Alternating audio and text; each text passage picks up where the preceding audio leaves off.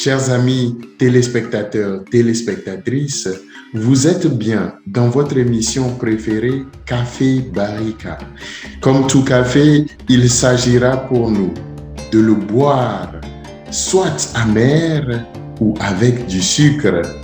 Autour du café sont des jeunes gens, hommes et femmes, comme toi et moi, passionnés d'un monde plus juste et qui non seulement critiquent les tares et problèmes de leur société, mais aussi donnent des solutions idoines à ces problèmes. En fait, avec Café Barika, les jeunes deviennent eux-mêmes, elles-mêmes, une solution au monde d'aujourd'hui. Suivons alors cette seconde série sur le sujet « Être obligé à prendre des noms chrétiens français et rejeter nos noms traditionnels africains n'est-il pas plutôt diabolique ?» Et parfois, je pousse les gens à dire que les masques du pastoré, ce n'est pas le diable. Je pousse les gens à se poser la question, pourquoi toi tu vas pour te faire baptiser, tu t'appelles Wendwend Palinwende. C'est ça, c'est que ses ancêtres lui ont donné comme.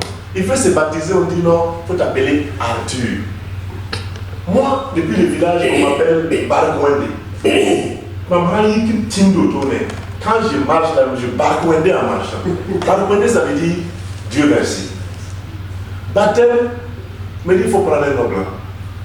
Médard. Au début, j'étais content. Médard. Après, je réfléchis, je fais la philo, je me rends compte. Pourquoi on ne va pas laisser avec mon parent? Et jusqu'aujourd'hui, tu viens tous les gens qui se plaisent à trouver ce type de nom bizarre. C'est un peu villageois. Tu t'appelles Parwende, Palinwende, Maranwende. Il faut t'appeler Johnson, machin, ça sonne blanc. C'est ça qui est fait. Mais moi, je combats ça en même temps. Alors, j'aimerais vous entendre, vous qui êtes des chrétiens très très dévots.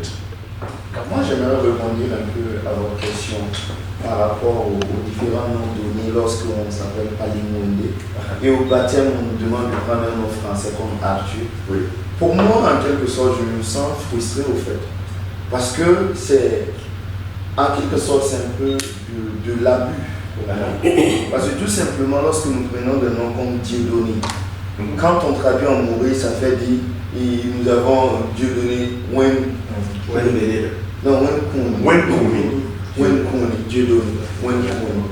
Bon, si moi je porte un nom comme Wenkouni, qui est moi aussi, qui est ce nom même qui vient de ma tradition, que le blanc me demande à mon baptême de rejeter et de prendre Dieudonné, qui veut dire la même chose que Wenkouni, je me pose la question, mais est-ce que ce n'est pas un abus?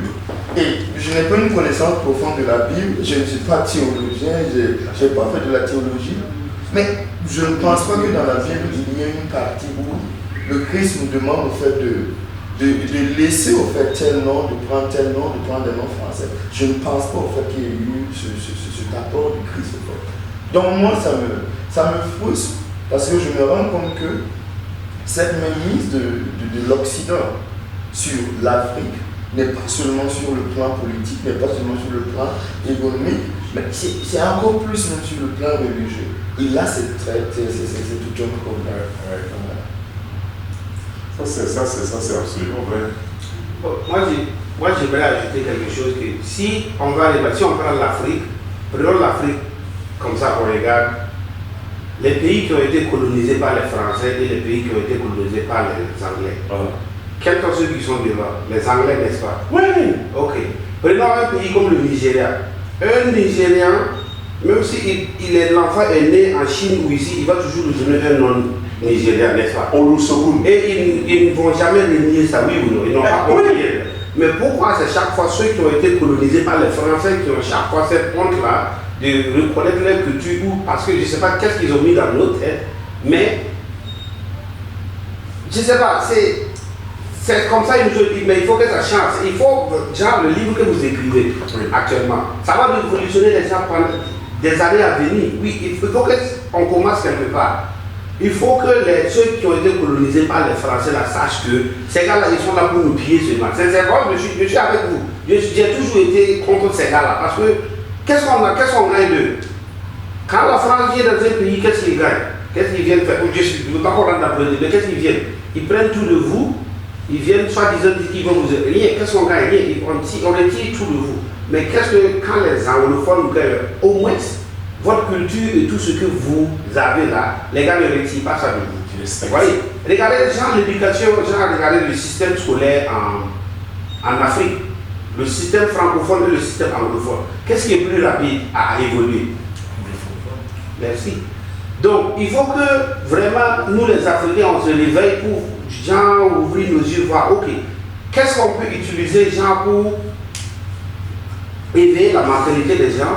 C'est la religion, parce que quand tu as Dieu avec toi, au moins quand il y a Dieu dans toi, tu es quelqu'un, il y a des choses que tu ne vas pas faire parce que la paix, la guerre et des trucs comme ça, tu ne vas pas le faire. Tu vas dire, bon, la crainte de Dieu, je ne peux pas faire ce truc-là, je vais prendre la religion devant et dire, ok, ces gars-là, ils viennent nous dire, non, laisse tomber genre le palimouédé et prendre Atu et toi tu vas utiliser. Non, il y a ta culture qui est là qu'on peut garder aussi. Sans rejeter ça. Voilà. C'est pourquoi je prends toujours l'exemple des pays anglophones, des pays dont ils ont été colonisés par les Anglais. Regardez le Nigeria. Combien de Nigériens ici, nous-mêmes, on ne peut même pas prononcer leur nom. Au lieu d'avoir quoi, Tchoukou, quelque chose. Mais les gars n'ont même pas compris, ils vont te réciter ça. Mais nous, quand on nous donne, non, même pas. Nous, on ne veut même pas écrire ça dans notre truc. Justement. C'est ça le problème. Il faut qu'on arrive à un niveau d'éveil pour voir que non, tous les pays qui ont été colonisés par les Français là, sincèrement, on a gagné. C'est vrai que l'esclavage nous a trop mis en retard, mais on arrive à un certain niveau où les gens ont étudié et allé, nos yeux sont ouverts. Qu'est-ce que ces gars-là nous apportent? Mais on a la religion qui est là. Il ne faut pas qu'on rentre dans une guerre, la tête baissée, le nez en l'air, mais il faut aller avec l'intelligence. Voilà. On a Dieu à nous, ça veut dire qu'il y a trop de choses dont on a peur et dont on craint. Qu'est-ce qu'on peut aller, qu'est-ce qu'on peut faire, stratégiquement parlant par là? Qu'est-ce qu'on peut faire pour garder nos cultures et en même temps respecter la religion et avancer? C'est ça, moi mon problème actuel. Parce que si vous regardez tous les pays qui ont été colonisés par les Français, demain c'est nous sommes derrière.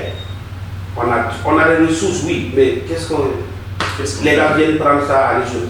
Si on veut prendre la France actuellement là, l'énergie, l'électricité que la France utilise là, ils utilisent quoi? L'uranium. L'uranium de Niger. Ok, mais c'est où on gagne ça? Partout, c'est tout ce qu'ils gagnent là, c'est en Afrique, ça se trouve, ils n'ont rien. Je ne sais pas si j'ai déraillé rentrer dans la politique, mais c'est un truc on doit genre cogiter là-dessus. Et ce qui est bon, c'est parce que genre, les gens maintenant qui partent ailleurs étudier, nous tous on se rend compte de tout ça. Et quand on va rentrer, il y aura des changements. C'est ça maintenant qui va aller. Parce que vous voyez, les pays francophones, ça prend du temps. Ça a pris trop de temps avant que les gens qui ont été colonisés par les Français là, sortent pour aller étudier ailleurs. Et quand vous prenez le pays comme le Nigeria, le Ghana, les gars sont dehors depuis des années et des années. Et ils sont repartis pour développer leur pays. Et c'est pour cela qu'ils sont trop en avance par rapport à nous autres, Burkina, qui est un peu enclavé. Mais c'est en train de venir. Genre par exemple, vos livres là. Le livre là, c'est immortel, ça ne va nulle part. Les enfants vont venir après, ils vont lire ce livre et ils seront un peu éveillés. Nous aussi, par rapport à ce qu'on a appris ici, si on rentre, avec notre intelligence et avec la religion, on met tout ensemble en symbiose et puis on met ça en pratique. Il y aura moi je pense qu'il y aura le changement en train de venir par rapport aux années précédentes où nous, nos parents et nos grands-parents, c'était pas comme ça. Mais maintenant on voit qu'il y a un changement par rapport à petit à petit. C'est en train de venir petit à petit. Et moi je pense que petit à petit ça va. Il y aura un changement, ça va prendre des années, on ne sera pas là pour voir. Mais il faut que le travail commence maintenant pour que le temps, ce soit bon. J'aime bien cet optimisme. C'est moi, ma vision, c'est ça.